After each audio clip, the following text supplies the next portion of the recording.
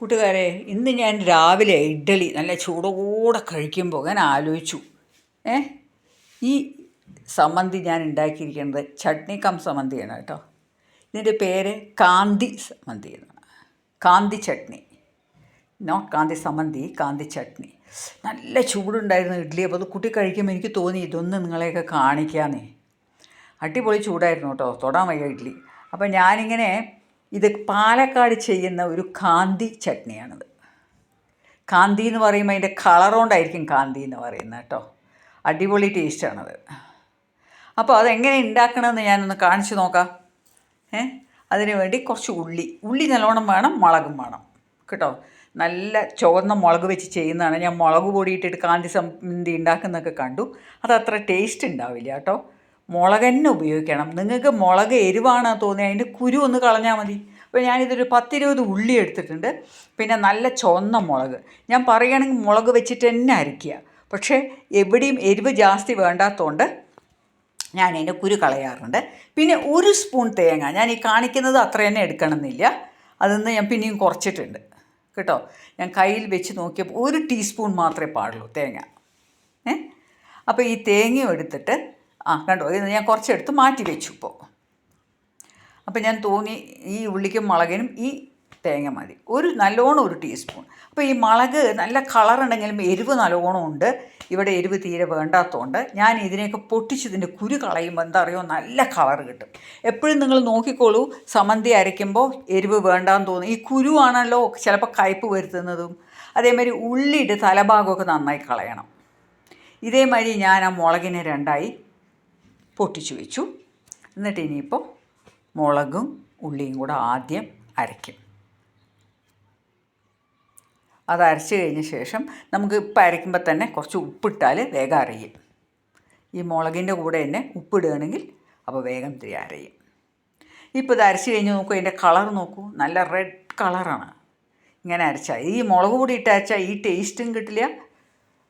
പക്ഷെ നിർത്തിയില്ലെങ്കിലൊക്കെ ചെയ്യുക. എന്നിട്ട് ആ 1 ടീസ്പൂൺ തേങ്ങ ഇട്ടു. എന്നിട്ട് അത് ഒന്നുകൂടി നന്നായിട്ട് അരച്ചാൽ നിങ്ങൾക്ക് ആ തേങ്ങയുടെ കളർ കൂടി ഒരു വെള്ള നിറത്തിൽ കാണാൻ പറ്റില്ല. ഇതിപ്പോൾ നിങ്ങൾക്ക് എൻ്റെ ലൈറ്റിൽ തോന്നുകയാണ്. ഞാനിപ്പോൾ ഇതിനെ ബൗളിലേക്ക് ആക്കുമ്പോൾ നിങ്ങൾക്ക് കാണാൻ പറ്റും. ഇത് നല്ല അടിപൊളി ടേസ്റ്റാണ്. ഇത് ചട്നി മാതിരിയേ തോന്നില്ല. പിന്നെ ഇതിൽ കടുക് വറുത്തിടുക അങ്ങനെയൊന്നും ചെയ്യരുത്.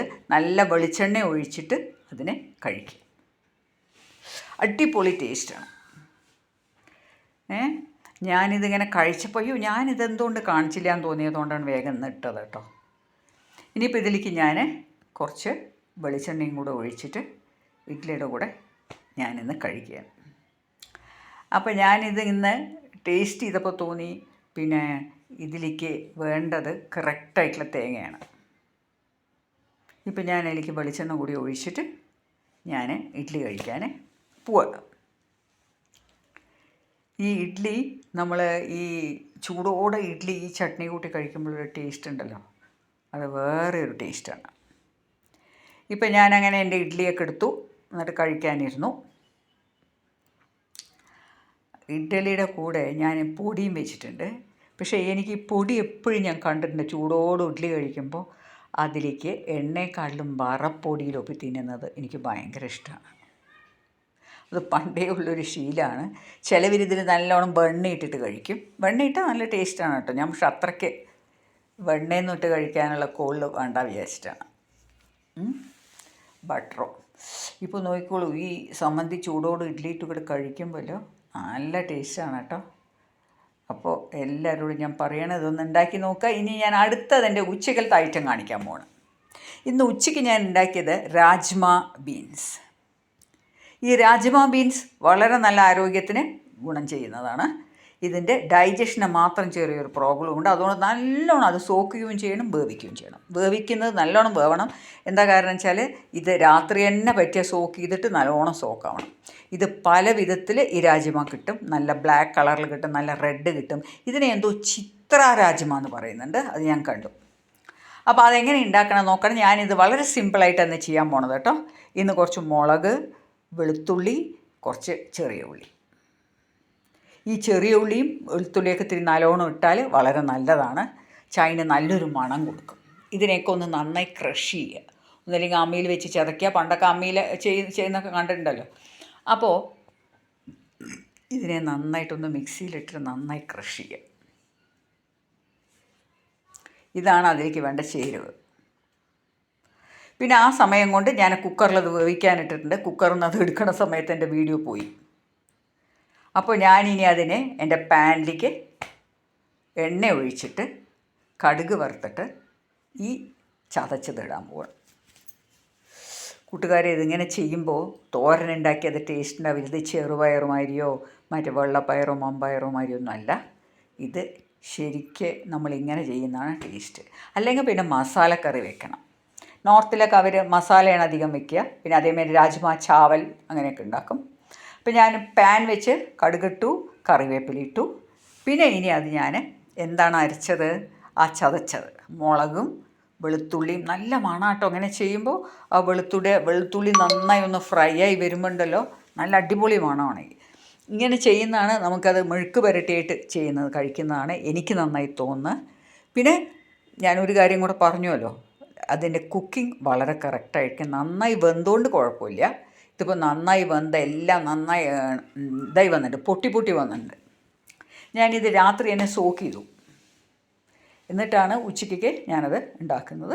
കുക്കറിൽ വേവിക്കുമ്പോൾ എത്ര കുതിർത്തിയാലും ഒരു 3-4-5 വിസിലിട്ടാലും കുഴപ്പമില്ല.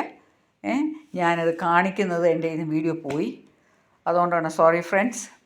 അപ്പോൾ ഇന്ന് നിങ്ങൾ എൻ്റെ 2 ഐറ്റവും കണ്ടിട്ടുണ്ടാവും എന്ന് വിചാരിക്കുന്നു. ഇത് രണ്ടും സൂപ്പർ അടിപൊളി ടേസ്റ്റ് ഇന്ന് ഞാൻ ഉണ്ടാക്കിയതാണ്.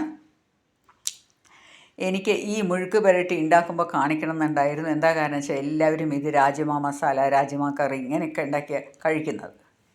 ഇതിനെ കിഡ്നി ബീൻസ് എന്നും പറയും. ഇത് ആരോഗ്യത്തിന് വളരെ നല്ലതാണ്. പിന്നെ ഇത് നല്ലൊരു സോളിഡ് ഫുഡാണ്. പക്ഷേ അതിന് ഡൈജഷൻ പ്രോബ്ലം ഉണ്ട്.